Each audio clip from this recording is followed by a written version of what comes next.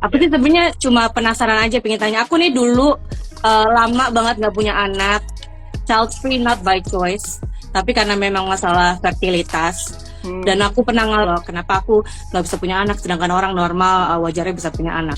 Dan aku pernah sampai pada titik di mana aku juga research gitu, orang-orang yang memilih untuk akhirnya jadi child free, untuk make peace with themselves. Aku baca-baca. Nah mungkin kalau aku lihat dari situasinya Mbak Gita ini, mungkin gini, Mbak Gita, for whatever reason, alasan kamu nggak pingin punya anak, itu valid. Siapapun boleh nentuin mau gimana sama hidupnya. Tapi yang aku lihat ini ya, jadi siklusnya nggak hanya di dunia, maksudnya nggak hanya orang Indonesia aja. Orang Indonesia kan memang karena budaya timur, ada unsur-unsur agama juga. Jadi mungkin agak susah ya ketika kamu nulis ideologi tentang child free itu, ketika kamu edukasi ataupun campaign, ataupun kamu hanya bercerita tentang hidup kamu. Diterimanya sulit kan apa? Audiens kamu itu kan orang Indonesia rata-rata.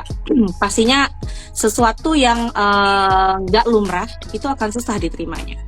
Sekarang aku lebih pingin tanya, sebenarnya kamu sharing tentang pilihan kamu untuk child free itu tujuannya apa dulu? Itu aja dulu yang aku pingin tahu. Karena this is actually a good question. Karena aku dulu growing up, aku tuh nggak pernah, sebagai perempuan ya, aku nggak pernah tahu kalau ternyata punya anak itu kita bisa milih loh mau punya apa enggak. Jadi aku ngerasa sebagai perempuan ya, it's just me, maybe like other people have different experiences. Kayak aku tuh selalu disuruh harus, nanti kalau misalnya kamu udah punya anak, nanti kalau kamu udah punya suami, nanti kalau gini, it's always revolving around motherhood. Dan aku pribadi, orang tuh yang punya, yang rasa penting banget untuk punya sense of self.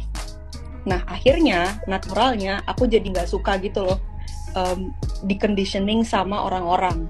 Nah kalau in this case kan di conditioning sama ya kultur atau misalnya patriarki gitu, bahwa perempuan itu harus nikah, harus punya anak gitu. Nah terus akhirnya aku jadi makin gede, aku makin banyak baca dan segala macam, barulah kebuka pikiranku gitu, oh ternyata ada ya perempuan-perempuan di luar sana yang dia itu nggak mau punya anak juga. Oh ternyata tuh gue tuh nggak aneh ya gitu. Nah makanya akhirnya ya aku kadang-kadang ngomongin soal child free juga gitu loh, untuk ngasih tahu di luar sana yang mungkin dulu di posisi aku gitu, ada di posisi aku. Karena ada juga yang DM aku juga, dia kayak makasih banget, kaget gitu, aku ngerasa selama ini aneh, which is it was me years ago gitu loh. Itu sih sebenarnya. Dan buat fun. Jadi intinya mau menguatkan lah ibaratnya ya, untuk orang-orang yang memilih untuk child free, kamu jadi figur yang ibaratnya ya kasih support ibaratnya untuk orang-orang yang punya keputusan sama seperti kamu. Apalagi kan di Indonesia pasti kalau punya keputusan kayak gitu akan banyak sekali yang menentang lah, dari keluarga sendiri, dari teman-teman pasti akan nanya kenapa sih lo gitu. Oke, it makes sense. Dan yang aku lihat sebenarnya gini, ini tuh siklusnya jadi kayak evil circle kalau menurut aku. Karena apa? Mungkin awalnya kamu ketika kamu memutuskan untuk child free, kamu tidak agresif dalam memberitakan atau announce ke orang-orang gitu.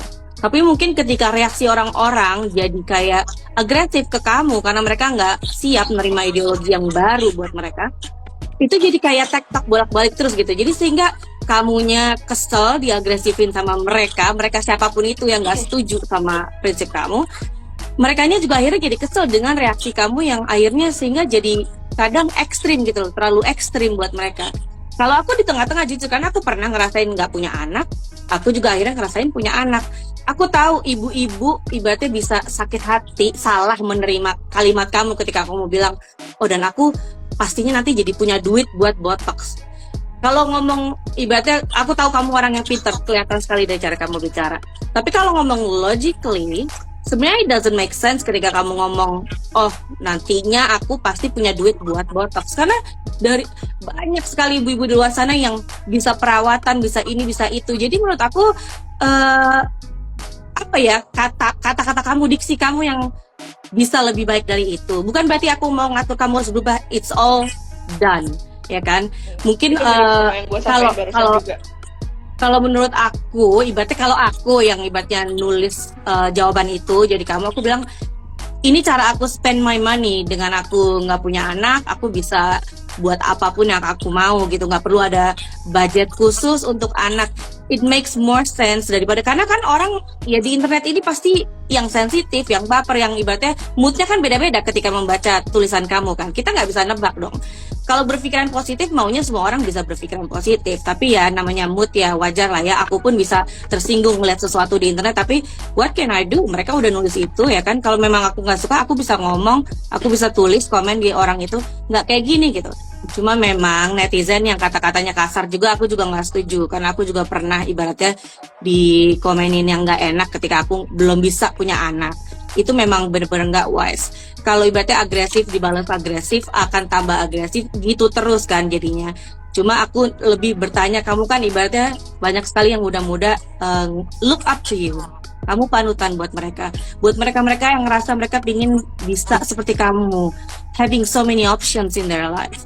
Bukankah lebih baik kamu menunjukkan dengan apa ya, dengan ajakan yang lebih wise, dengan classy ways. Kalau orang-orang yang ibaratnya level seperti dibilang magnetik, cognitive gap itu caranya apa? Kalau kita